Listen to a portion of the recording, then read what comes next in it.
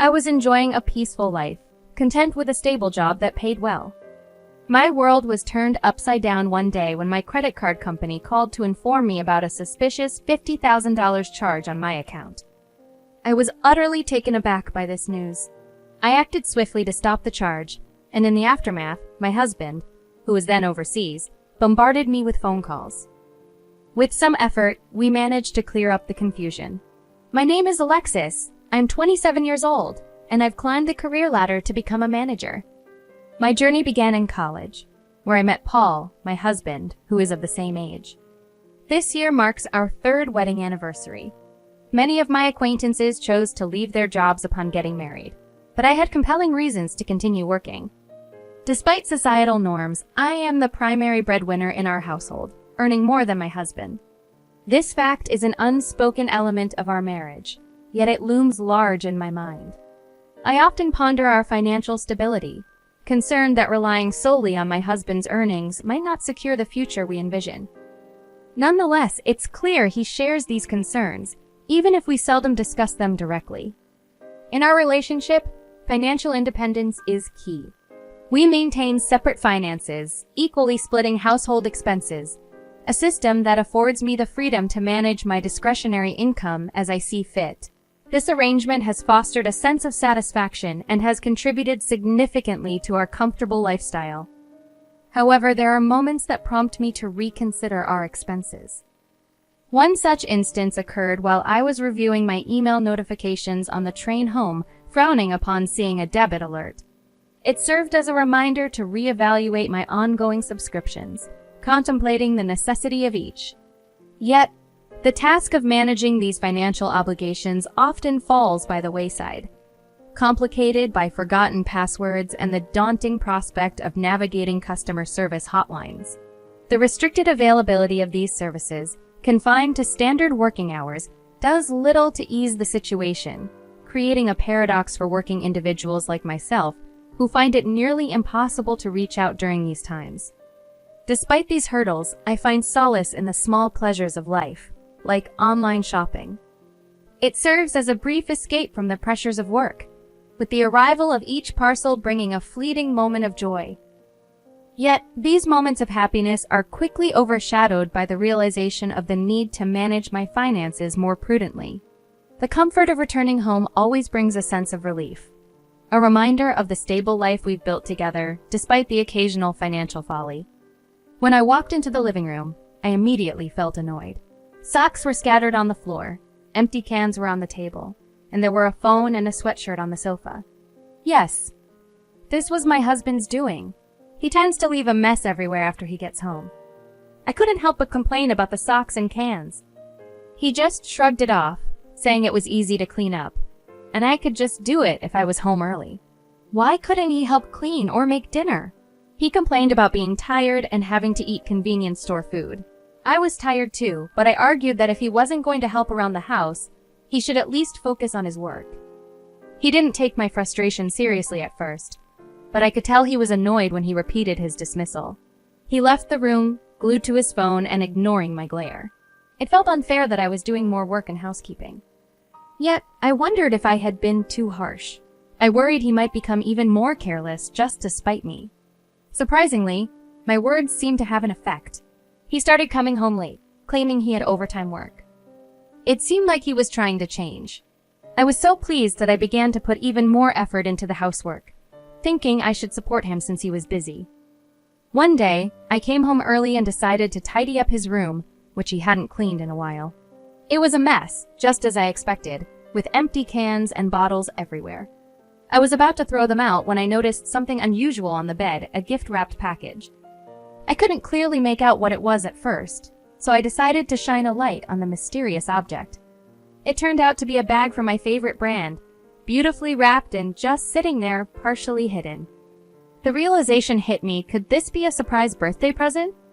My birthday was just around the corner, the following week, to be exact. A flicker of excitement passed through me, but I quickly suppressed it, choosing to act as if I hadn't seen the package. I wanted to keep the surprise intact, assuming my husband had planned to give it to me on my special day. However, my much-anticipated birthday came and went without any mention of the package. I couldn't help but bring up the subject, half in jest, half in hope, asking my husband if he remembered what day it was. His reaction was one of brief surprise followed by an awkward acknowledgement of my birthday. But when I prodded him about a celebration or a gift, his response was dismissive, almost as if gifting was an obligation fulfilled in the past and not to be bothered with again, especially now that I was old enough.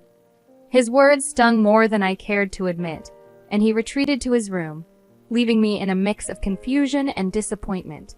The situation took an even more peculiar turn when, out of the blue, my husband announced he was scheduled for an overseas business trip the following week. This was unprecedented. His job had never required travel before, let alone an international trip. He attributed this sudden opportunity to his recent good performance at work.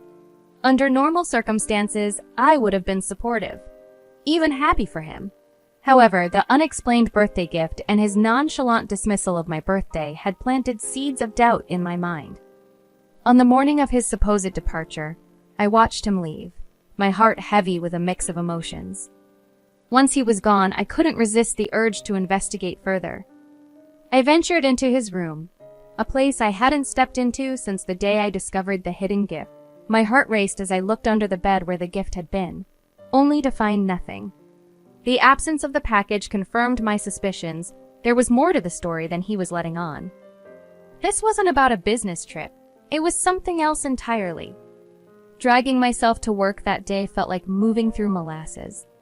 My thoughts were elsewhere, caught in a loop of doubts, fears, and unspoken questions about my husband's actions and intentions. I struggled to concentrate, my work suffering as a result. My colleagues noticed my distracted state, inquiring if everything was okay. I brushed off their concern with a weak excuse about lack of sleep, not willing to share the turmoil swirling inside me.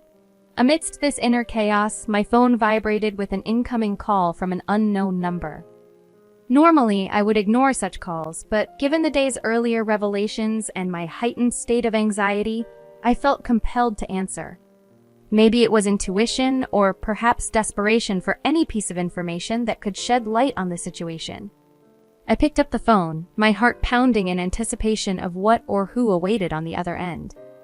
I had to step out for a bit and press the button to answer my phone in the hallway. It was the credit card company calling. I started worrying it wasn't my husband calling and realized I would have to share my password and other details. I wondered what they wanted, and the person on the phone quickly explained. They were calling because my account showed more than $20,000 spent, actually $50,000. I couldn't believe it and panicked, thinking there was no way that was right. I hurried back to my desk to check my wallet, but it was missing along with the credit card that should have been inside. I got back on the phone and asked if I could stop the transaction. Luckily, it was still pending, so they said I could stop it. I felt a bit better, but knew this wasn't the end of it. I told them I didn't have my card and asked them to treat it as if it were stolen. The person agreed to start the process right away. Even after hanging up, my heart wouldn't calm down. I told my boss I was feeling sick, that my credit card might have been stolen and misused, and I needed to leave early to sort things out. My colleagues and boss were concerned and let me go home. Rushing to catch the train, I saw my husband had called me many times, almost as if he had something to do with this mess. I got home, tossed my bag aside, and went straight to my husband's room. I opened his computer to check his search history and saw luxury cruises and travel packages for couples at the top. I wasn't supposed to know about any trip. I checked the destination and realized this was the business trip he mentioned. It was clear it wasn't a business trip at all. I looked through my emails and found it a booking confirmation with the name Mario on it. Who is this woman? I was so angry I nearly broke the keyboard, but I forced myself to look for more proof. My phone kept ringing, driving me crazy. I remembered the password the credit card company gave me, so I logged in to check my spending history. As I looked through it, my shock grew. There was a charge I didn't recognize for a fancy bag. Everything clicked. Paul had used my card to buy something for his mistress, Anne, and even took her on what he claimed was a business trip. Frustrated and angry, I finally answered my constantly ringing phone. My husband was on the other end, complaining about the card not working. I confronted him about Anne, and he stumbled over his words, claiming he didn't steal the card but borrowed it for convenience on his business trip. I questioned him about the so-called business trip and mentioned the luxury cruise. He tried to dodge the question, but I pressed on about Anne and the bag. He tried to act confused, but I laid out everything I knew: the cruise, the couple's travel package, the $50,000 spending, and the payments to Anne using my card. Hearing all this, my husband could only repeat, "I understand," as if finally realizing the gravity of the situation. After he admitted to cheating and awkwardly apologized over the phone, pleading for me to reactivate the credit card so he could return home, I felt a mix of anger and disbelief. His assumption that a simple apology would erase his betrayal was absurd. I sharply told him to enjoy his indefinite stay at the resort, effectively ending our relationship with that phone call. Ignoring his attempts to continue the conversation, I hung up. His persistent calls soon followed, each ringtone amplifying my frustration until I decided to block his number, seeking some peace from the incessant buzzing. Knowing his return flight was scheduled for noon in 3 days, as per the booking confirmation email he never intended for me to see, I sprang into action. These 3 days would be pivotal. My first task was daunting but necessary. I began the process of removing all my belongings from our shared home, severing the physical ties that bound us. The following day, armed with divorce papers and his computer, which contained undeniable evidence of his infidelity, I visited his parents. The revelation of their son's actions left them both furious and deeply apologetic. Their immediate response was supportive. They assured me of a swift divorce, a generous alimony of $145,000, and reimbursement for the expenses their son had wastefully incurred. As the day of his supposed return arrived, I received confirmation from his parents that the divorce papers were processed. They shared that, apart from the illicit credit card expenditures, he had not taken any money. The other woman, having learned of the entire fiasco, was enraged. In a fit of anger, she changed her ticket to leave for Singapore before him, leaving him stranded. It puzzled me why she hadn't taken more drastic measures, like taking his passport to further complicate his return. When he finally arrived back in Singapore, he was greeted by the stark reality of an empty home and a disconnected phone number mine. In desperation, he sought solace at his parents' house, only to be met with severe reprimand. They insisted he sign the divorce papers, officially ending our marriage. Complicating matters further, the woman now demanded from him a repayment of the $50,000 she presumably felt entitled to, given their affair and its lavish expenditures. His parents, once again, had to cover this amount, but with the stipulation that he repay them in full. Until then, his lifestyle was significantly curtailed, much like that of a strictly supervised teenager, complete with a 9 p.m. curfew.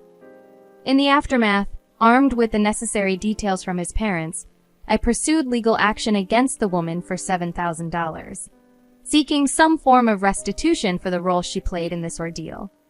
With that final act, I concluded this tumultuous chapter of my life, ready to move forward, free from the deceit and betrayal that had ensnared me. The next day, I went back to work. A lot of my coworkers, both my seniors and juniors, showed they cared about me. They asked, "Hey, are you okay? I'm here to listen if you need to talk." It made me feel thankful to work with such kind people. Thanks. I really appreciate it. Let's grab a drink sometime, my treat. It'll be like a venting session, I suggested. They agreed, and it felt good to let out everything that happened while we shared some drinks. It was like I was washing away all the bad memories. I ended the night feeling hopeful, thinking that from now on, only good things would come my way. Yes, that's right, I told myself, feeling optimistic about the future. Alexis,